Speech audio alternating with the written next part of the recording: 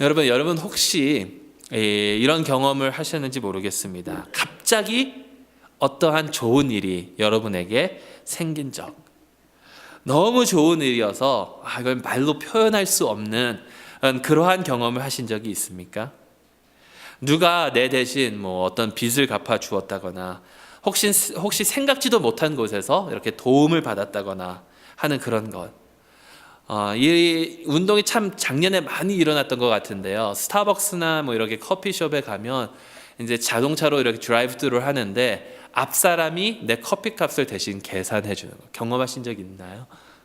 근데 그게 계속해서 이어진다고 그러죠. 앞 사람이 내 커피 값을 계산해 줘서 내가 뒷 사람 걸 계산해 주고 계속해서 몇 시간 동안 그렇게 이어진다라고 합니다. 아니면 다르게 마음을 이렇게 기뻐하게, 마음을 너무 즐겁게 하는 그런 일들을 경험한 적이 계십니까?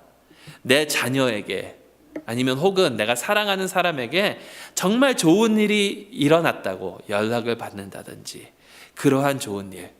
여러분, 그러한 좋은 일들이 일어났을 때 여러분들은 어떻게 반응하십니까? 그 좋은 일을 듣고 그 기쁨을 어떻게 표현을 하시냐 말입니다. 여러분, 사도 바울에게 그러한 좋은 일이 있었습니다. 바울이 소식을 이렇게 전해 들었는데 에베소 교인들의 그 열정과 뜨거운 사랑의 소식을 들었단 말입니다. 바울이 에베소 교회에서 사역한 것은 약 2년 정도라고 그럽니다. 그리고 지금 이 에베소 서신을 작성할 때까지 2년 사역이 끝난 후에 약 5년이라는 그런 시간이 흘렀다라고 합니다.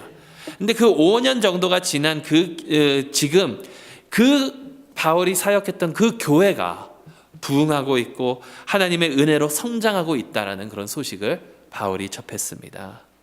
이러한 소식을 들은 바울은 그 마음속에 너무나도 큰 기쁨이 가득 찼다라는 겁니다. 여러분, 이렇게 기쁨이 가득 찼을 때에 그 하나님의 그 충만함이, 그 기쁨의 충만함이 바울 마음속에 있었을 때에 바울은 어땠는지 아십니까? 만약에 여러분이었다면, 여러분이 그런 소식을 들었더라면 여러분들은 어떻게 하시겠습니까? 바울은요, 기도했습니다. 그 기쁜 소식을 들으니까 바울은 기도했습니다. 에베소 교인들의 소식을 듣고 그 기쁨과 감사가 너무나도 크고 넘쳐나서 하나님께 감사의 기도를 드리고 있다는 겁니다. 오늘 15절 16절 말씀에 이를 인하여 주 예수 안에서 너희 믿음과 모든 성도를 향한 사랑을 나도 듣고 너희를 인하여 감사하기를 마지 아니하고 내가 기도할 때에 너희를 말하노라. 다시 말하면 제가 지난 2주 동안 함께 에베소서 1장 그 첫 부분을 보면서 에베소 교회가 하나님의 전적인 그런 사랑으로 구원을 받았다는 것을 봤습니다.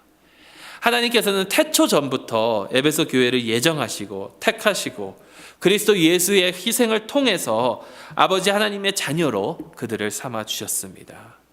그리고 그들에게 같은 은혜로 함께 하시고 성령의 인치심을 입게 하셔서 하나님의 그 영광을 위해서 살아갈 수 있는 그런 삶을 또한 그들에게 허락해 주셨다는 겁니다.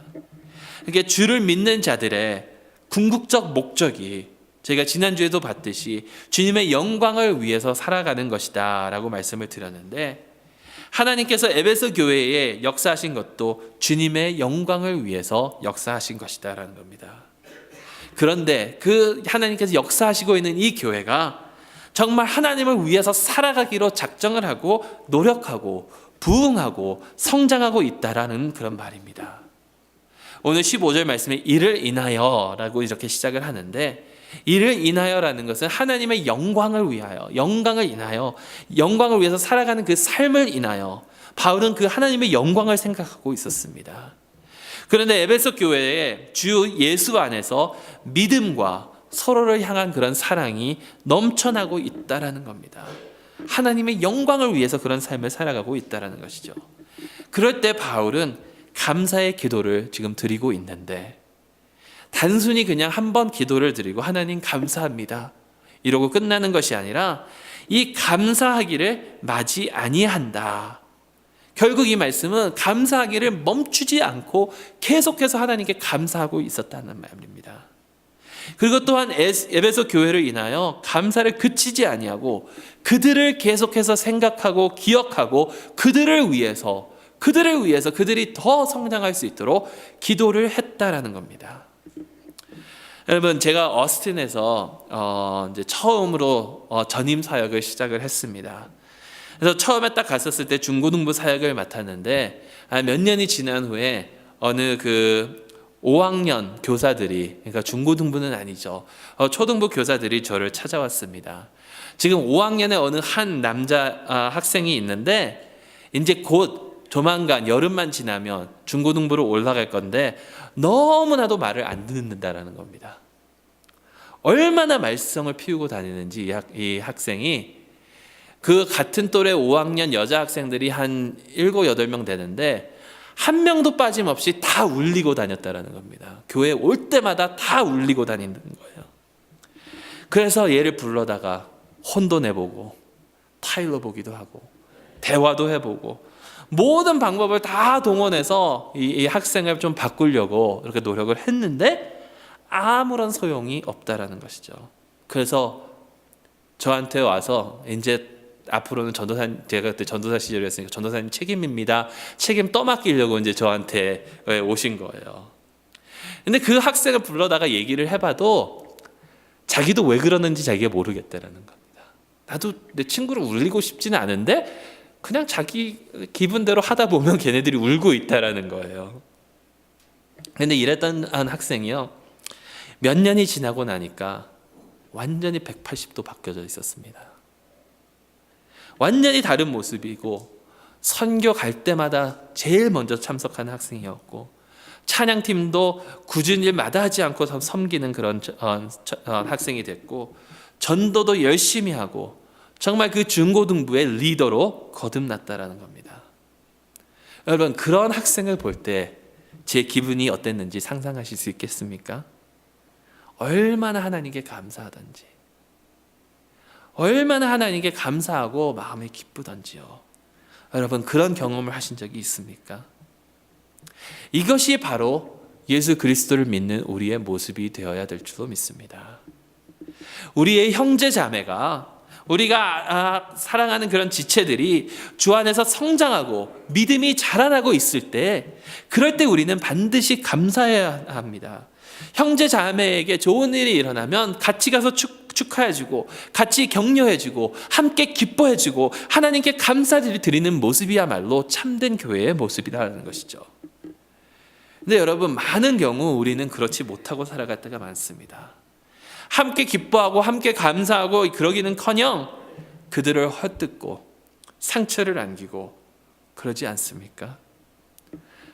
한국 속담에 사돈이 땅을 사면 배가 아프다라고 그러죠. 잔디밭은요, 항상 우리 잔디보다 저쪽 집 잔디가 더 푸르다. 감사는커녕 제가 어떤 꼼수로 저렇게 잘 됐을까? 이렇게 의심하는 것이 우리의 현실입니다. 다른 교회가, 이웃 교회가 부흥이 되면 저 교회가 부흥됐으니까 얼마나 감사하고 하나님께 찬양을 드려야 되는데 그러기는커녕 저 교회 얼마나 가나 보자, 이런 식으로 쳐다볼 때도 너무나도 많다라는 겁니다. 여러분, 축하할 때는 축하하고 기뻐할 때는 같이 기뻐하고 남이 잘됨으로써 인해 하나님께 늘 감사드릴 수 있는 저희 모두가 될 수 있기를 주님의 이름으로 축원합니다. 바울은 에베소 교회를 인하여 하나님께 감사를 드리고 그들을 위하여 기도하고 있습니다. 그렇다면 지금 바울이 감사의 기도를 드리면서 그들을 기억하고 그들을 위해서 기도를 드린다고 하는데, 하나님께 이 에베소 교회의 교인들을 위해서 간구한 것은 무엇일까요? 바울이 하나님께 에베소 교회를 위해서 간구한 것은 이 에베소 교인들이 하나님을 더 알게 되는 것을 간구했다라는 겁니다. 17절 19절 말씀에 우리 주 예수 그리스도의 하나님 영광의 아버지께서 지혜와 계시의 정신을 너희에게 주사 하나님을 알게 하시고 너희 마음의 눈을 밝히사 그의 부르심의 소망이 무엇이며 성도 안에서 그 기업의 영광의 풍성이 무엇이며 그의 힘의 강력으로 역사하심을 따라 믿는 우리에게 베푸신 능력의 지극히 크심이 어떤 것을 너희로 알게 하시기를 구하노라. 하나님을 알고 하나님 안에서 하나님께서 주시는 그 소망을 알고 약속하신 그 기업을 알고 하나님의 능력이 얼마나 크고 위대한 것인지를 아는 것, 그것을 지금 바울은 간구하고 있다는 겁니다. 여러분, 에베소 교인들은요, 하나님이 어떤 분이신지 너무나도 잘 아는 그런 교회였습니다.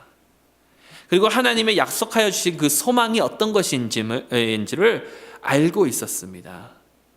그렇지만 바울은 그냥 그렇게 아는 것으로 끝나는 것이 아니라 알고는 있지만 더 알고 더 깊이 알고 깊이 알아서 그 관계, 하나님과 에베소 교인들의 그 관계가 더 깊고 은밀해지는 것을 구하고 있다는 겁니다. 하나님을 아는 것, 여러분, 그것보다 더 중요한 것이 어디 있을까요? 그런데 우리는 혹시 하나님을 안다고 착각하면서 살아가고 있지는 않은지 한번 생각을 해봅니다. 많은 주님을 믿는 사람들이, 많은 기독교인들이 하나님을 안다고 하면서도 그들의 삶은 하나님과 멀리 떨어져 있는 것을 보면 그들이 정말 진정으로 하나님을 아는지 생각을 해봅니다. 하나님을 아는 것과 여러분, 하나님에 대해서 아는 것은 큰 차이가 있습니다. 그런데 많은 사람들이 하나님에 대해서 아는 것을 가지고 하나님을 안다라고 착각할 때가 있다는 겁니다. 여러분, 누군가가 여러분에게 하나님은 어떤 분이십니까? 라고 물어본다면, 질문을 한다면 어떻게 대답하시겠습니까? 어떤 사람들은 하나님은 천지를 창조하신 분이다. 히브리어로 엘로힘. 하나님은 주인이시다. 아도나이. 하나님은 스스로 계시는 영원하신 분이시다. 야훼 혹은 여호와. 하나님은 우리를 치유해 주시는 그런 분이시다. 여호와 라파. 하나님은 필요한 것을 우리에게 공급해 주시는 그런 하나님이시다. 여호와 이레. 하나님은 승리의 하나님이시다. 여호와 니시. 하나님은 의로우신 분이시다. 여호와 시데케누. 다 여호와 하나님에 대해서 아는 내용들입니다. 히브리어를 모르고 원어를 모른다 하더라도 설명을 충분히 할 수 있는데, 하나님은 이렇다라고 여러분들은 대답을 하시겠습니까? 만약에 이렇게 하나님을 알면 내가 진정으로 그 하나님을 알고 있다라고 말할 수 있는지요? 누군가가 저한테 와서 당신의 아내는 어떤 사람입니까? 라고 물어봤을 때 제가 이렇게 대답한다고 생각을 해보시죠. 제 아내의 이름은 나무개이고 한국에 어디서 살다가 미국으로 왔고 키는 얼마고 직업은 무엇이고 뭐 이렇게 대답을 했다고 하면 그 사람이 돌아가면서 유지우 목사님은 아내에 대해서 아내를 참 잘 안다 라고 이렇게 이야기를 할까요? 참 잘 아는구나 라고 생각하면서 돌아갈까요? 여러분, 누구에 대해서 아는 것과 누구를 아는 것에는 큰 차이가 있다는 겁니다. 하나님에 대해서 아는 것과 하나님에 대해서 아는 것과 하나님을 아는 것에는 큰 차이가 있다는 것이죠. 바울은 에베소 교인들이 단순히 하나님에 대해서, 하나님이 어떤 분이신지 하나님에 대해서만 아는 것으로 그치는 것이 아니라 하나님을 깊이 알기를 원했다라는 겁니다. 성경에서 누군가를 안다라고 표현을 할 때요, 흔히 이 말은 가장 은밀한 관계를 표현을 하고 있습니다. 아담이 그의 아내 하와를 아니까 하와가 임신이 됐다고 성경은 얘기하고 있죠. 아담이 하와를 알았기 때문에 하와가 임신해서 아들을 낳았던 것이죠. 서로의 가장 은밀한, 가장 가까운 그런 관계를 뜻하고 있는 것입니다. 사실 하나님은 그 결혼이나 결혼이나 또 부부간의 그런 성관계를 통해서 우리에게 알려주시는 것은 부부가 서로 가장 은밀한 관계로 서로를 알듯이 우리와 하나님과의 그 관계가 그렇게 은밀하여야 된다는 것을 보여주시는 것입니다. 하나님에 대해서 아는 것으로 그치는 것이 아니라 정말 이렇게 하나님을 은밀하게 가까이 깊이 아는 저희 모두가 될 수 있기를 소망합니다. 그렇다면 여러분, 어떻게 하면 하나님에 대해서만 아는 것이 아니라 하나님을 알 수가 있을까요? 만약에 하나님에 대해서만 아는 것으로 족하면 공부하면 됩니다. 말씀 보면 되고요. 주석 읽으면 되고, 신학을 공부하면 하나님에 대해서 알 수가 있습니다. 하나님은 어떤 분이시고 어떻게 역사하셨고 어떻게 이 세상을 창조하셨고 어떻게 주관하시고 학업적으로 그냥 알 수가 있습니다. 공부하면 됩니다. 그런데 여러분, 하나님과 그렇게 단순히 하나님에 대해서 아는 것뿐만이 아니라 하나님과 깊은 관계를 맺고 하나님을 진정으로 알려면 어떻게 해야 되는지 아십니까? 사랑하는 사람을 알기 위해서 어떻게 해야 되죠? 어떻게 하여야 서로를 알고 서로의 성향을 알고 서로의 성격을 알고 서로를 은밀하게 알 수 있습니까? 너무나도 간단한 답이 있습니다. 시간입니다. 함께 시간을 보내면 됩니다. 서로 함께 시간을 보내면 서로를 알게 됩니다. 그러면 오래된 친구는 눈빛만 봐도 알 수 있다고 그러죠. 저 친구가 뭘 생각하고 있는지. 제가 보스턴에서 친하게 지내던 형이 있습니다. 같이 1년 동안 같이 룸메이트로 살기도 했고, 그 형은 지금 캘리포니아에서 왔었고 캘리포니아로 돌아가서 캘리포니아에서 치과를 운영하고 있는데, 그 형하고 그 친한 친구도 캘리포니아에서 아주 어렸을 때부터 이렇게 자랐던 그 친구들의 대화를 이렇게 한번 본 적이 있습니다. 딱 한 단어 가지고 대화합니다. 한 단어, 다른 단어가 필요가 없어요. 캘리포니아 사람들이 많이 쓰는 단어, 요즘에는 안 그런지 모르겠는데 옛날에 많이 쓰는 단어 중에 dude, 이 단어가 있었습니다. 친한 친구들끼리 이렇게 대화를 하더라고요. dude, dude, dude, dude. 대화가 끝났어요. 근데 서로 뭘 원하는지 다 알더라고요. 그만큼 가깝다는 그런 증거죠. 근데 그렇게 되려면 함께 오랜 시간을 같이 보내야 가능하다는 것이죠. 우리와 하나님과의 관계도 마찬가지입니다. 우리가 하나님과 시간을 많이 보내면 하나님을 더 알게 될 것이고 하나님과 더 가까워질 것이고 우리의 관계가 더욱더 깊어질 것입니다. 하나님과 시간을 보내는 모습은 어떤 모습일까요?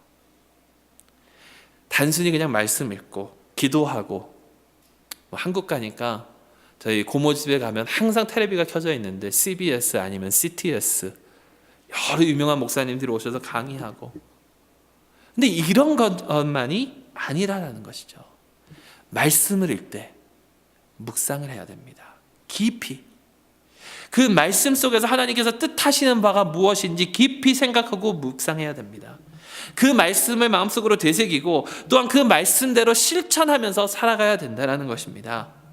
어제 기도회 때도 저희가 시편 1편 같이 보면서 말씀드렸는데, 하나님의 말씀을 주야로 묵상하며 즐거워하며 실천으로 옮겨야 된다는 것이죠.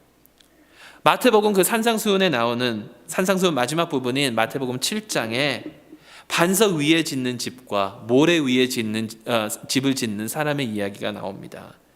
근데 여러분, 둘 다 공통점이 있습니다. 반석 위에 집을 짓는 자와 모래 위에 집을 짓는 자, 둘 다 공통점이 있는데 그 공통점이 무엇이냐면 둘 다 하나님의 말씀을 들었다라는 겁니다. 한 사람은 안 듣고 한 사람은 들은 게 아니라 둘 다 들었다라는 겁니다. 근데 차이점은, 결정적인 차이점은 무엇이냐면 한 사람은 듣고 그것을 실천한 사람이고 한 사람은 듣고 실천하지 않은 사람이라는 것이죠. 기도도 마찬가지입니다. 단순히 나의 간구를 하나님께 드리고 끝나는 것이 아니라 하나님의 음성을 듣고 하나님의 뜻을 헤아리고 나아가야 된다는 것이죠. 기도는 우리가 하나님과의 대화라고 이야기를 하죠. 그런데 많은 경우 일방적인 대화가 될 때가 있다라는 것이죠. 내가 필요한 것, 내가 원하는 것만 잔뜩 하나님께 구하고 하나님의 말은 듣지 않고 내 말만 끝나면 기도를 끝내는 사람들이 얼마나 많은지요. 여러분, 혹시 여러분 주위에 내 말은 하나도 안 들어주고 자기 말만 하는 사람들, 혹시 그런 사람들이 계신지요? 그런 계속해서 자기 말만, 자기 할 것만 계속해서 하고 내 말을 하나도 안 들어준다면 그런 사람과 얼마나 오랫동안 관계를 유지할 수 있겠습니까? 하물며 우리와 하나님과의 관계는 어떨까요? 단순히 하나님에 대해서 아는 것이 아니라 하나님을 인격적으로 만나고 인격적으로 알고 또한 매일 매순간 하나님을 더욱더 알아가고 더욱더 하나님과의 관계가 깊어져야 될 것입니다. 단순히 치유하시는 하나님 여호와 라파, 그냥 그렇게 추상적으로 아는 것이 아니라 우리 몸에 혹은 우리 마음에 그 치유를 경험해야 될 줄로 믿습니다. 몸에 질병이 있다면 여호와께서 역사하셔서 그 질병이 떨어져 나아가는 그런 역사가 우리 가운데 있어서 그 치유의 하나님을 아실 수 있는 저희 모두가 될 수 있기를 바랍니다. 여러분, 우리 가운데 그런 질병으로 고생하시는 분들이 계십니다. 그 질병의 치유를 체험하셔서 여호와 라빠를 찬양하는 그런 역사가 우리 가운데 일어나기를 주님의 이름으로 축원합니다. 또한 마음의 병이 있다면 그 또한 주님의 그 치유의 손으로 어루만져져서 치유를 받아야 될 것입니다.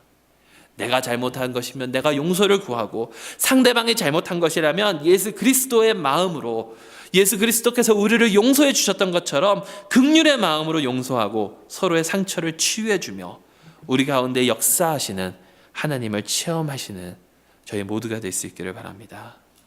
다른 것들도 마찬가지입니다.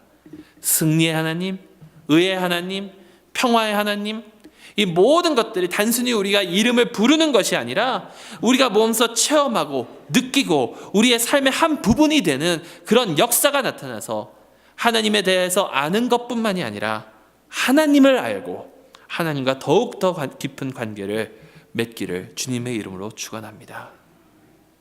사실 다른 내용들은요, 하나님을 알기만 하면 자연스럽게 따라오는 내용들입니다. 우리가 하나님을 알면 하나님의 부르심 안에서 소망을 알게 될 것이고 그 기업의 영광의 풍성함이 무엇인지 알게 될 것이고 그 하나님의 능력이 얼마나 크고 놀라운지 자연스럽게 알게 된다는 것입니다. 하나님의 사랑을 더 깊이 알고 그 은혜에 빠져 있어서 하나님의 능력을 몸소 체험하는 그런 축복이 저와 여러분들에게 있기를 간절히 소망합니다. 갑자기 생각나는 그런 예화가 있어서 하나 말씀드리겠습니다.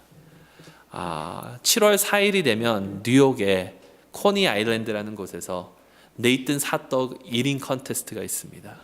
10분 동안 핫도그를 얼마나 빨리 먹을 수 있는가. 기록이요 10분 동안 60 몇 개인가 그래요. 핫도그 60 몇 개를. 근데 그 옛날에 잘하던 일본 선수가 있었습니다. 타카하루 코바야시라는 그 일본 선수. 그 일본 선수가 핫도그를 누가 더 빨리 먹나 곰하고도 대결을 했었어요. 근데 이 몸이 어떠냐면, 몸의 구조가 어떠냐면 그 핫도그를 많이 먹기 위해서 몸을 훈련을 시키는데 많이 먹어야 되니까 최소로만 6,000칼로리를 하루에 먹는다고 합니다. 6,000칼로리를 먹고 계속 운동만 하는 거예요. 근데 자기 몸을 이렇게 비틀기 시작하면 자기 그 배 그 창자가 밑으로 이렇게 늘어나는데요. 몸의 구조상.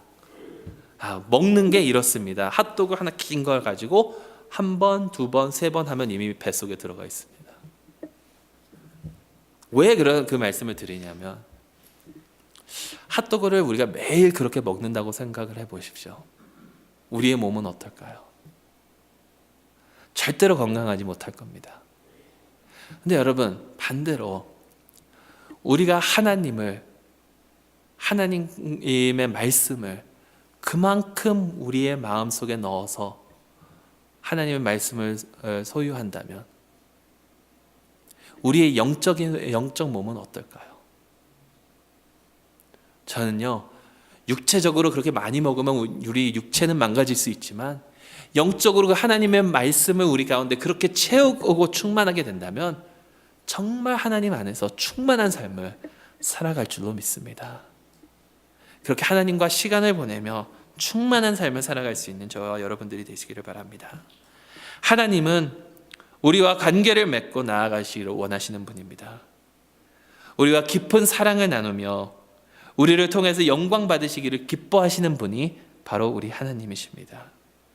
그래서 우리에게 당신을 더 알려주시고 더 알려주기를 기뻐하시기 때문에 지금도 우리를 위해서 역사하시는 분이 바로 우리 하나님이십니다.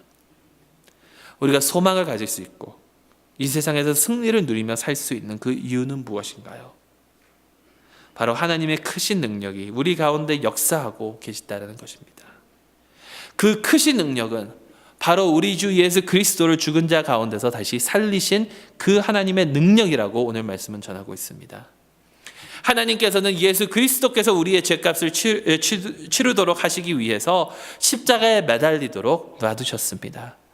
그래서 예수님은 죄 없으신 유일하신 분임에도 불구하고 하나님으로부터 찢어지시고 그래서 버림을 받으시고 돌아가셨습니다.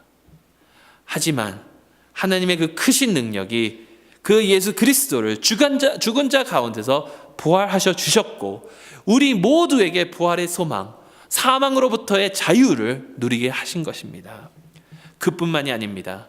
하나님께서는 예수 그리스도를 모든 만물 위에 두시고 교회의 머리가 되게 하셨다라고 성경은 전하고 있습니다. 오늘 22절 말씀을 보면 또 만물을 그 발 아래 복종하게 하시고 그를 만물 위에 교회의 머리로 주셨느니라 라고 되어 있는데 원문을 보면 이것을 조금 다르게도 해석을 할 수가 있는데 그것이 뭐냐면 예수 그리스도께서 모든 만물 위에 계신 그 이유가 바로 교회를 위한 것이라는 겁니다. 교회가 만물 안에서 만물을 충만하게 하시는 자의 충만을 경험하도록 하시기 위해서란 말입니다. 이 말은 다시 풀이하면 교회는 예수 그리스도의 충만함을 나타내는 역할을 감당해야 된다는 것입니다. 예수님을 이 땅에 증거하는 역할을 교회가 감당해야 합니다. 여러분, 그러기 위해서는 우리가 하나님을 더욱더 알아야 될 것입니다. 하나님을 알고 예수 그리스도의 충만함이 우리 가운데 임하셔서 주님께서 기뻐하시는 삶, 그 삶을 살아가는 우리 모두가 되며 서로를 위하여 기뻐하고 축복하고 감사하고 서로를 위하여 기도하고 그로 말미암아 주님과 깊은 관계를 맺고 복에 충만한 삶을 살아가서 우리 교회가 다시 한번 일어나고 주님께서 크게 역사하시는 그런 축복을 누릴 수 있는 교회가 될 수 있기를, 저와 여러분들이 될 수 있기를 주님의 이름으로 축원합니다. 기도하겠습니다. 사랑가능한 풍성하신 아버지 하나님 감사드립니다.